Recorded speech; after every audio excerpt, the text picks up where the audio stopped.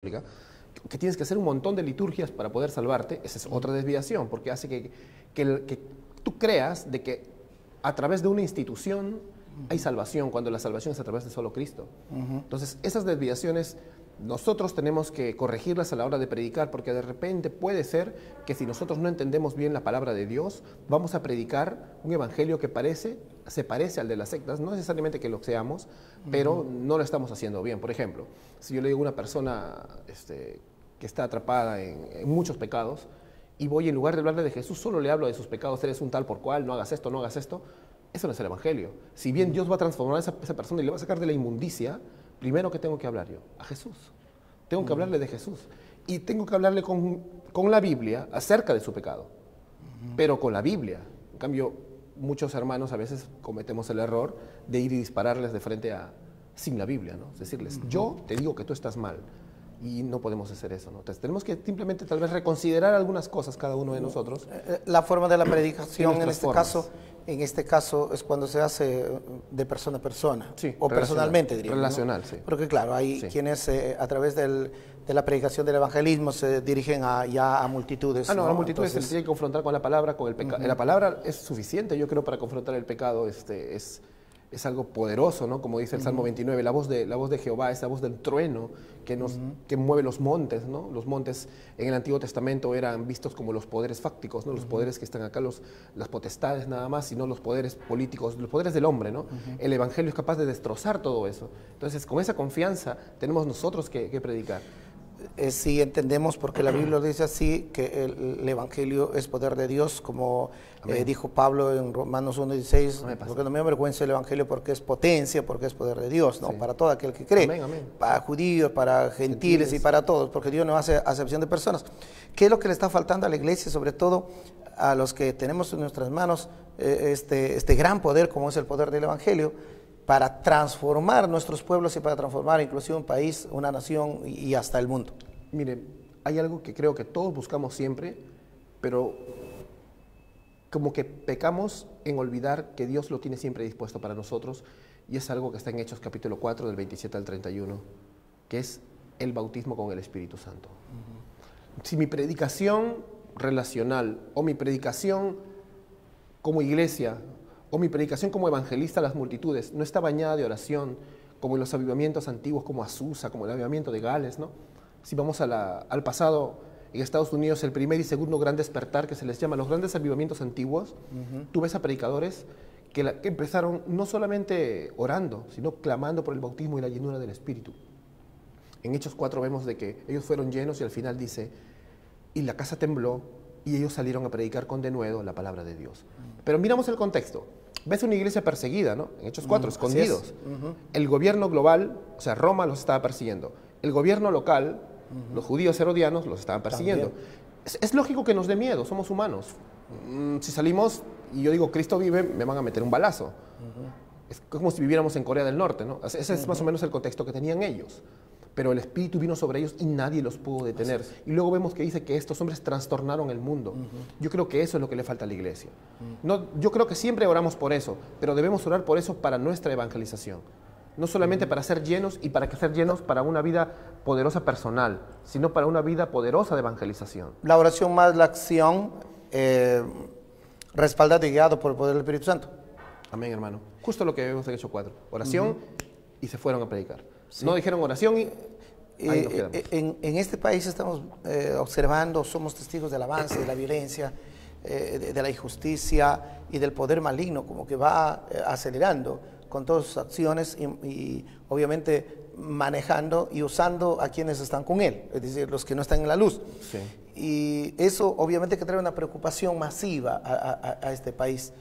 Y nosotros como cristianos, nuestra perspectiva, nuestra visión tiene que ser diferente, porque si algo sucede, dice la Biblia, que todo lo que sucede tiene un propósito. Sí. Entonces, en medio de toda esta adversidad totalmente negativa, corrupta, inmoral, pervertida, ¿cuál es el papel que nos toca aún reforzar a los predicadores, a los que tenemos el poder del Evangelio a nuestra disposición o tenemos en nuestras manos? Yo creo que obedecer la Biblia en cuanto a lo que dice en Jeremías capítulo 29, del 4 al 7, cuando el Señor manda a los que estamos aquí en medio de este mundo como peregrinos, ¿no? Porque este mundo ya no es nuestro mundo, Igual vemos una figura de Israel trasladado a Babilonia, pero Dios no le dice, voy a destruir Babilonia. Dios le dice, oren por Babilonia, luego le dice, cásense y tengan hijos, casen a sus hijas y que tengan hijos e hijas, planten huertos, o sea, crece.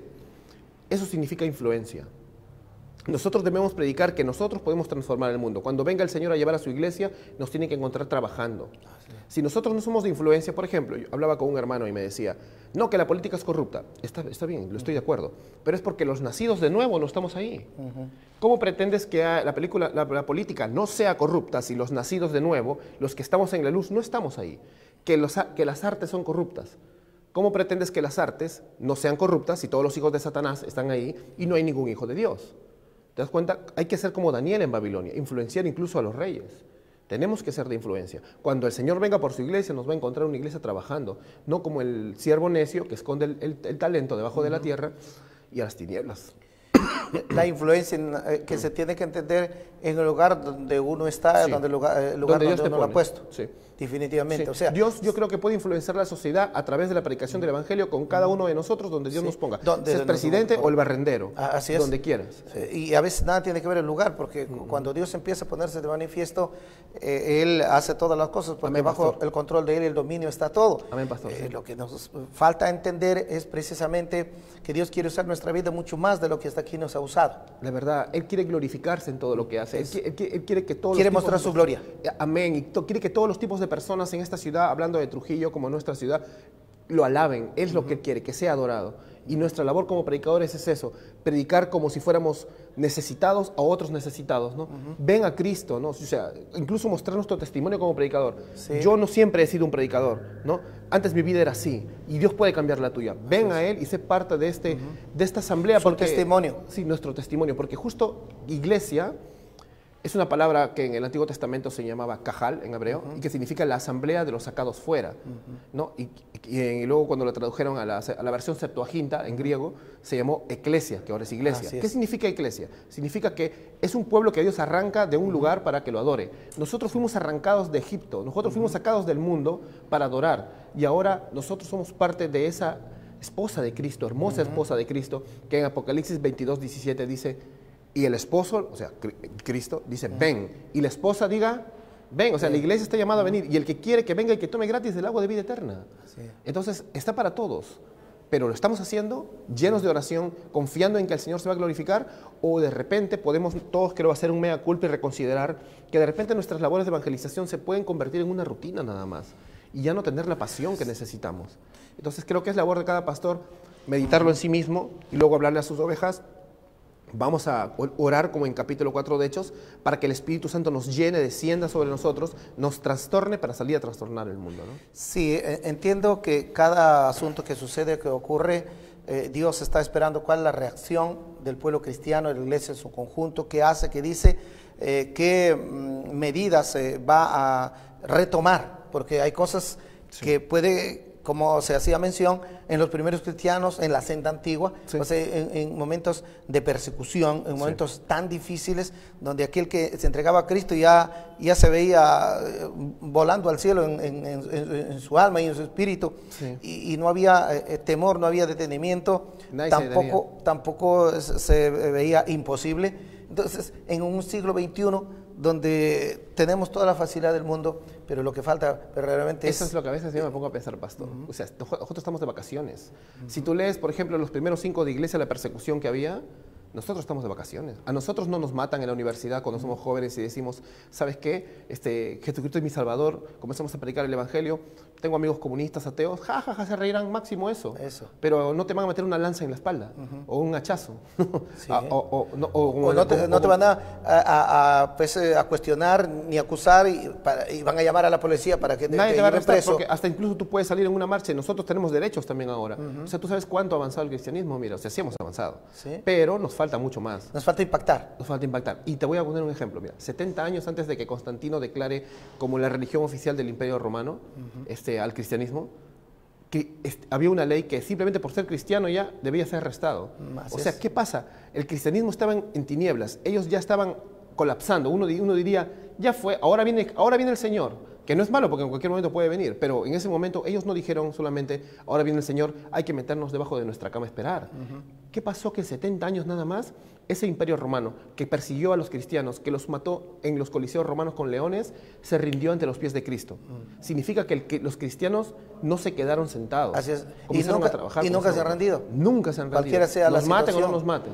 Nosotros podemos morir como mártires y seguimos. Son grandes ejemplos que tenemos nosotros, lo que de una otra manera se ha estudiado la historia del cristianismo prácticamente del primer siglo. Sí, pastor. Y cuando uno lo estudia, cuando uno analiza, te da fuerza de decir, pero bueno, tanto hicieron estos hombres llenos de la presencia de Dios, llenos del poder del Espíritu Santo.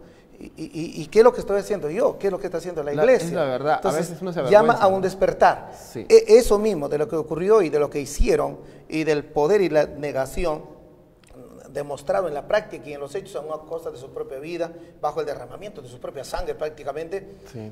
Y luego en el siglo XXI, donde la iglesia como que se detiene, estamos involucrados todos ahí, porque hay que reconocerlo, Sí. y el avance de las fuerzas de las tinieblas, de los voceros del anticristo, Sí, claro. como que van ganando espacio, Terreno. ganando terreno. ¿Y sabes por qué ha pasado eso?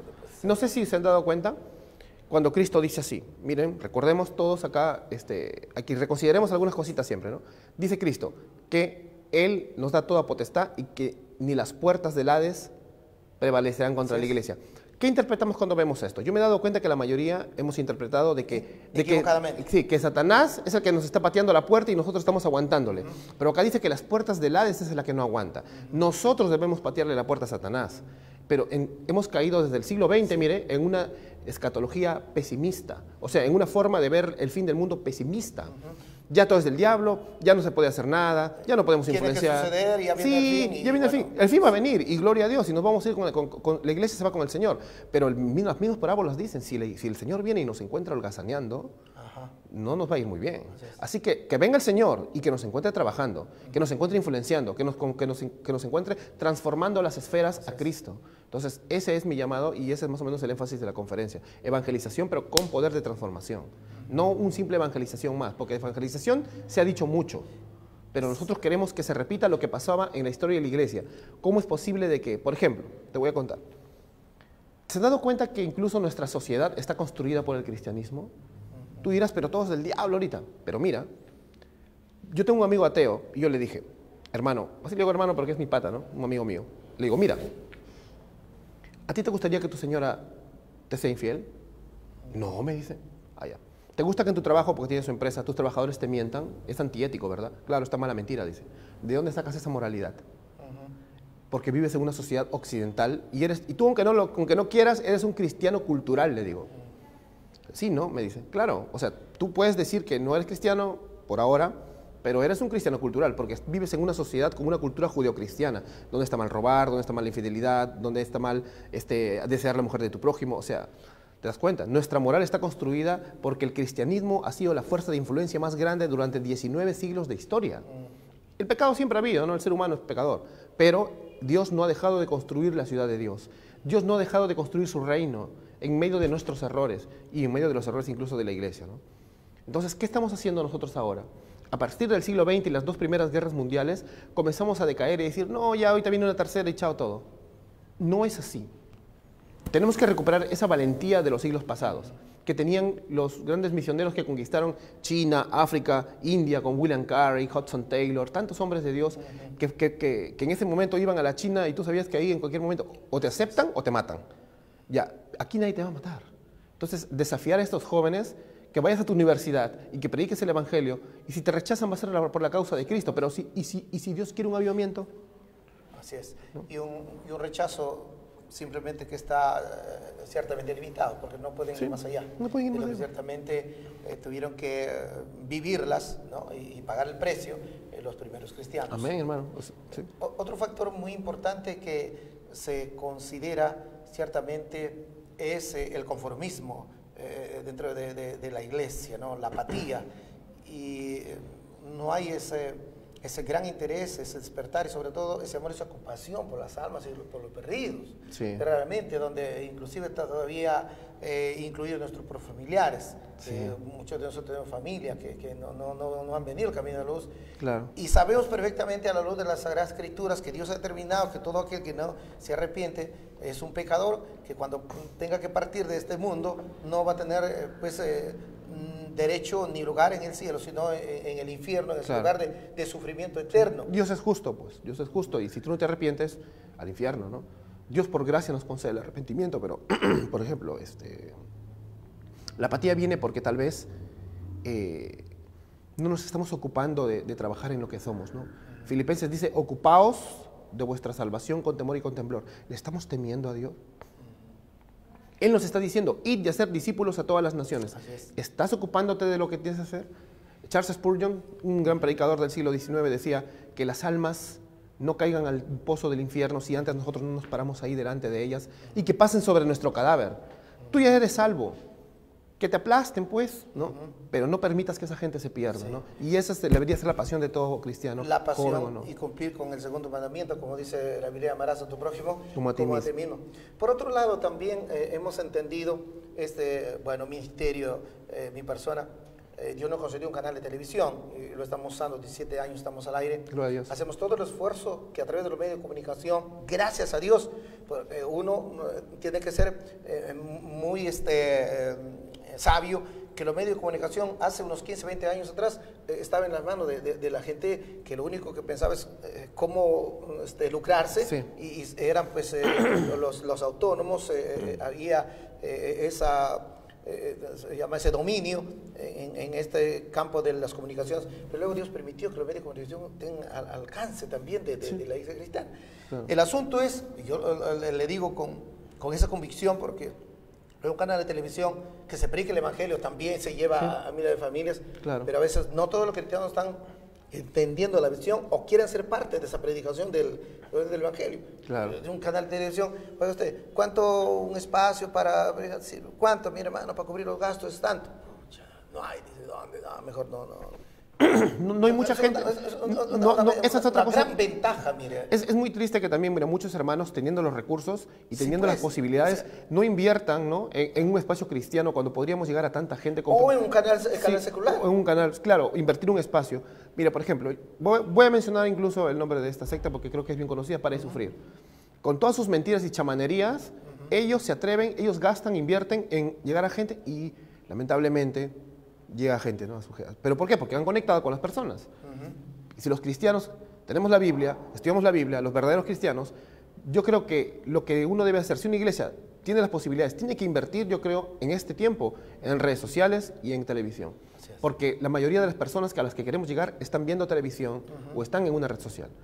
Entonces, me parece ¿Falta de visión? Es una falta de visión total, pastor, porque si nosotros no llegamos a la gente a través de esto... Entendiendo que los medios de comunicación tienen una influencia fuertísima ante la sociedad, ante la niñez y la juventud en general. Por ejemplo, acá el canal Maranata me parece una bendición, ¿no? Este canal es una bendición y creo que invito a los pastores de la ciudad, ¿no? a que oren, en que su corazón tengan el separar un espacio, ¿no? Para poder comunicar las verdades del Evangelio. Este canal debe estar repleto de programas cristianos, de apologética, por ejemplo. ¿Hay algún programa de apologética en Trujillo? No hay un programa de apologética. ¿Hay algún programa donde se hable de las damas cristianas, especialmente para damas cristianas? No hay eso. O sea, debería haber una lista de iglesias que digan, me quiero preocupar por educar a mis hermanos, ¿no? No solamente, somos un cuerpo todos. No solamente dar a conocer al pueblo cristiano, inclusive a la gente que conversa para que sepa. Programas para niños. Sí, pues. Por ejemplo, no sé. No sé si algunos hermanos me van a decir mundano, disculpen, pero o sea, a mí me gustaría que haya un Nubeluz cristiano. Porque yo era niño, veía Nubeluz, no lo veía nada malo, muñequitos, ¿no? Un poquito más decente nada más que se vistan las señoritas y con honestidad. Sí, con modestia, con decoro. Y podría hacer concursos y los niños comenzarían a aprender a simpatizar con el cristianismo, porque en el colegio ya les están enseñando que Dios no existe. Entonces, ¿cuántas cosas se pueden hacer? Enseñando la ideología de género. Sí, hasta el Estado queriendo meter esas cosas. ¿Cuántas cosas se pueden hacer con medios de comunicación, pastor? Yo creo que, como usted bien dice y tiene la razón, es falta de visión, creo, del pueblo evangélico. Hablemos de Trujillo, ¿no? De los trujillanos. Yo creo que hay que orar bastante para todos salir de esa modorra, porque no es cosa de decir tú y tú, no, sino que todos estamos en eso. Sí, somos un equipo y cuando uno se enferma, todos nos enfermamos, ¿no? Sí, entonces yo creo que en este aspecto, los televidentes que hay un canal cristiano y de una u otra manera oran a un apoyo de acuerdo a la disposición de su corazón, están ayudando a evangelizar pues a la familia, están ayudando a evangelizar, son parte, ¿no? Indirectamente son parte de la evangelización, de la predicación del evangelio. Así es, pastor, todos tenemos que poner nuestro granito de arena y participar en esto, ¿no?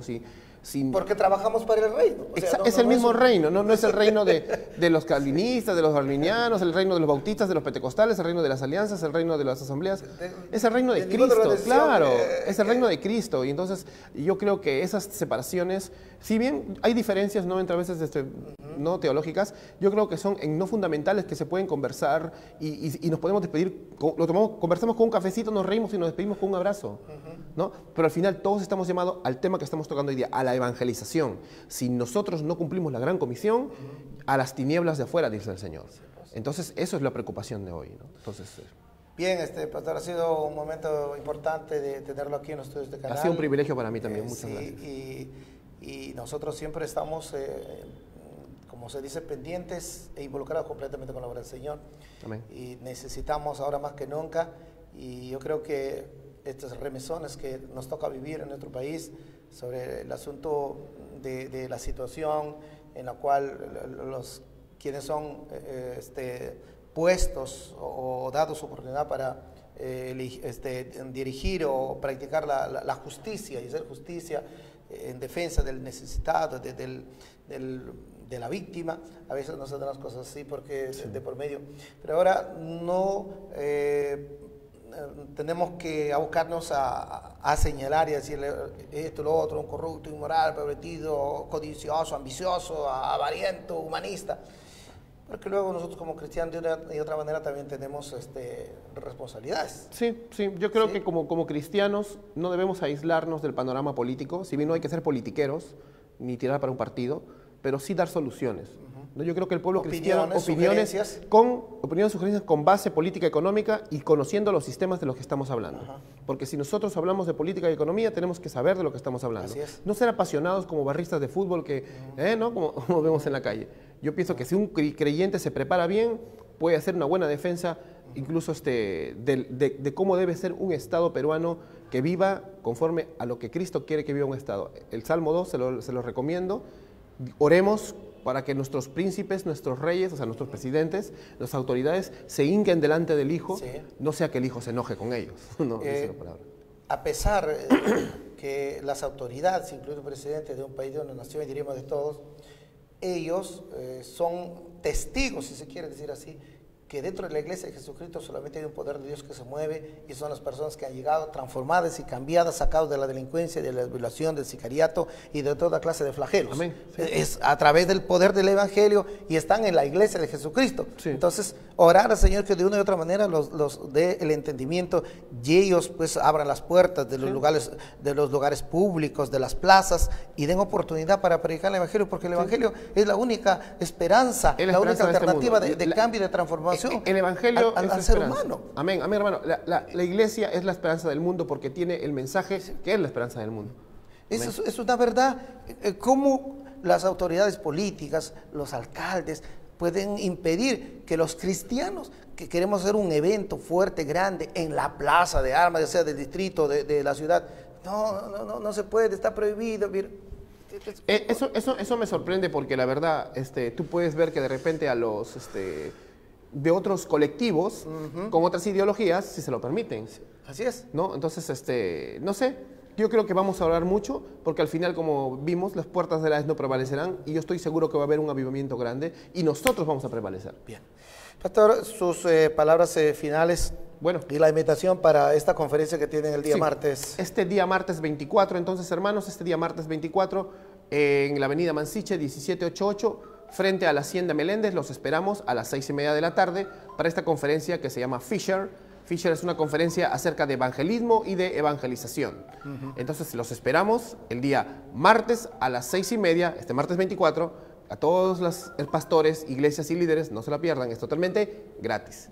Bien, damos gracias a Dios por este momento, por esta oportunidad. Ustedes continúen en sintonía de este canal Maranata Televisión, esta maratónica. Recuerden, solo Dios lo puede hacer. Hemos llegado a la parte final y damos gracias por este momento, por este tiempo que nos ha permitido nuevamente llegar a vuestros hogares. Gracias. Gracias.